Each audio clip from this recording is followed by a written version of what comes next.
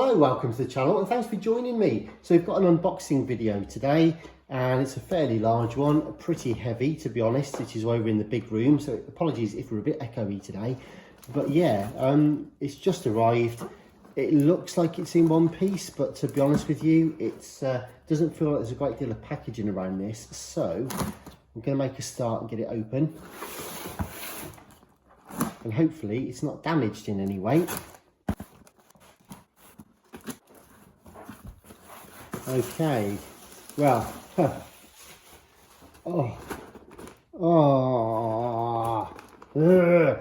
and this is exactly why I don't ever post with a plug. I mean, they put this in a box. Okay, so here we go. Let's get this in view for you guys. So basically, it's a really nice Panasonic unit. It's got absolutely zero packaging around the top, zero packaging around either side. Just very thankful. I mean, I don't know if anything's broken yet, but I'm just very thankful there are no knobs, controls or switches on the top, because they would definitely have been broken. No packaging over the top of this either, apart from a bit of bubble wrap, which is fair enough, I guess. But look, here again, although they've used, you know, they put a cardboard there, but look what's happened. Scratched all the bottom of the unit. Lucky that didn't go straight through there. That's a puncture waiting to happen. That would have smashed that bottom case. And honestly, I'd rather people did not post. I might start a bit of a movement, I think, to stop people posting these with boomboxes. I posted a rather valuable one out to a customer only yesterday, in fact. And I made a point of telling him, as I tell a lot of my other customers, that I'm not going to post it with a power lead, because for the sake of a few pounds to buy a new one, there is no real benefit. All it does is adds extra cost, extra weight, extra risk. And mostly it's the risk, because of course, if you buy something new on eBay or anywhere, or online anywhere, Amazon, you name it, if you buy a new item, you can always just send that back if it gets damaged in the post. With something like this, there are no more, you won't find any more, especially if they're in nice condition. And once they're broken, they're broken. So I always say, look, don't worry about it. Keep your £3 power lead, buy a brand new one for yourself, and then it saves having to risk damage in transit, because I've had more than one item smashed up, or people tie the cable round and around and it gets snarled up and breaks the transport buttons. I've seen it all.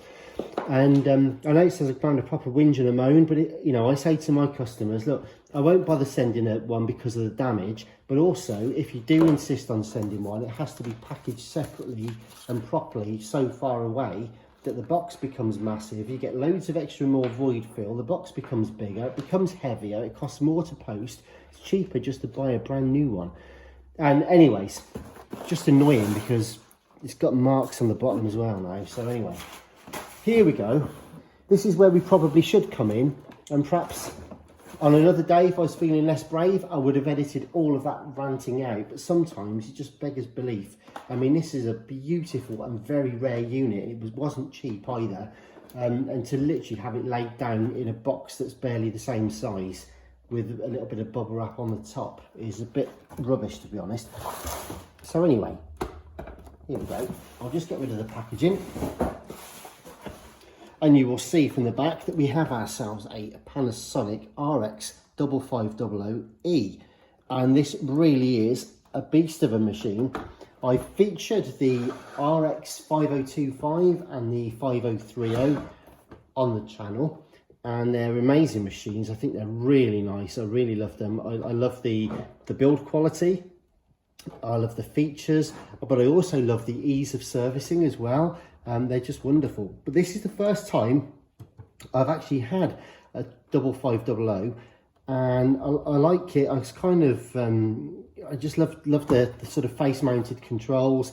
It's a bit of a brute. It's rather heavy. It's got Dolby on there. You've got stereo or left and right manual audio record levels on there. What else can we see? Easymatic record, so we'll have a look at that in due course. It plays normal ferrochrome and chrome tapes. So yeah, you've also, what's nice about this though, is you've got your tape, you've got your radio, but you've also got a DIN, a 5-pin DIN, I think, on the side, on here. But also, what's super cool is you've also got a phono as well. So you could actually use this as a centerpiece for your stereo with a cassette and a radio. And if you wanted to, you could put maybe like an 8-track player or something into here. And then you've got your left and right phonos there with the earth, because you've got a built-in record preamp on that. So that's really smart. So anyways, rather nice. It's still got the original Made in Japan sticker, which I think is always a lovely touch. And it says that the power switch is located on the side panel. You'd be amazed how many people actually get to the stage where they receive an item like this and it doesn't work because they haven't isolated the switch properly, or you know, it was used with batteries before, and if you want it on mains, you put it onto mains on there. So anyway, enough of this chatter. Let's see if we can get this thing working, shall we? So the first thing we'll do, I've got a power adapter already here, so I'm going to plug this in. Oh, there we go. So main volume is down, and we'll just get this onto radio and see what happens. So nice positive switch, that feels lovely, I've got to say. That being said, no, hang on. Are we ready? Let's try that again. We left it on phono, didn't we? So radio, and hopefully, there we go. So I'm going to put the radio up now, put the aerial up, and there's our stereo.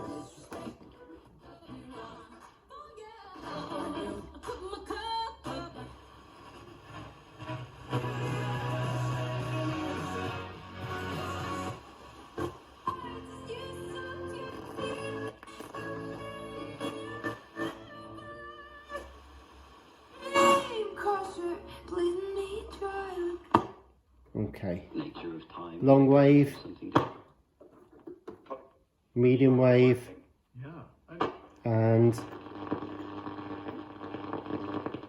there will be something probably on short wave.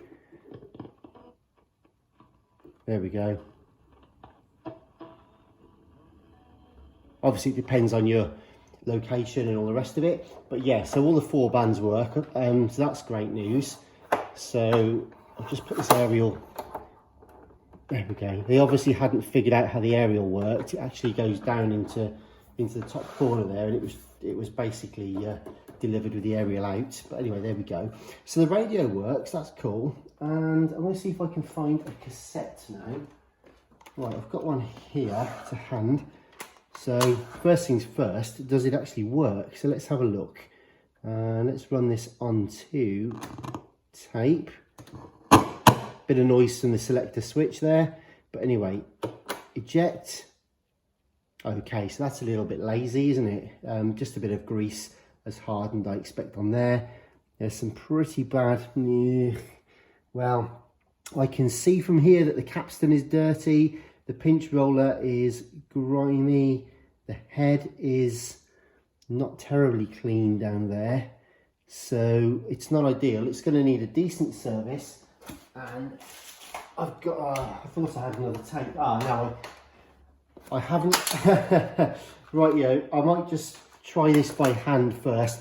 The tape that I would have had down in this particular room, my sacrificial one, got chewed up the other day when I was unboxing something else.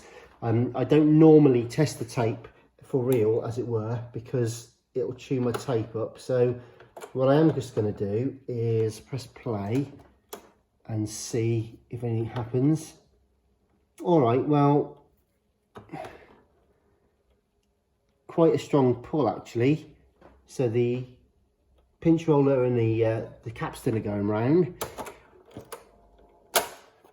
That's probably, let's have a look. Rewind, fast forward. So it might work. Oh, I'm going to be brave. Upside down. I'm going to be brave now. Let's try this. Play. Right, both reels are turning. So typically we've got to an end of a song, but let's just fast forward it. rewind and play. My shining star. Okay. Chocolate eggs, treasure trails. All right, well, it's running slow, so we might be able to pick that up on the motor, but to be honest with you, I would imagine it probably needs new belts anyways, so it needs a darn good clean in there. It needs stripping down, it needs a decent clean. You could tell the switches aren't working properly. There isn't much volume there. The selector switch is very noisy.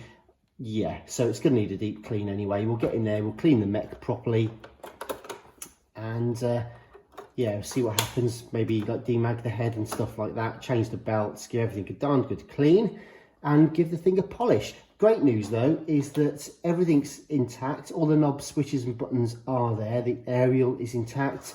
The speaker, all 4 speaker grills are present and not dented. Yeah, the face is in really nice condition. It just needs a deep clean and some TLC, I think. So there we go then. So there is the Panasonic RX 5500E.